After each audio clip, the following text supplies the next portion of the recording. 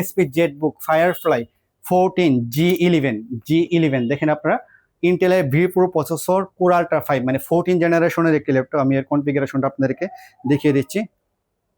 এতে কিন্তু পাবেন কোর আল্ট্রা 5 এর প্রসেসর, 135U এর processor, 12 core 14 thread 12 MB cache memory, plus কিন্তু এতে আপনারা পেয়ে যাবেন 32GB DDR5 এর র্যাম, 5600 মেগাহার্জ DDR5 এর র্যাম পাবেন, প্লাস ডিস্ক পাবেন 512GB NVMe Gen 4 SSD।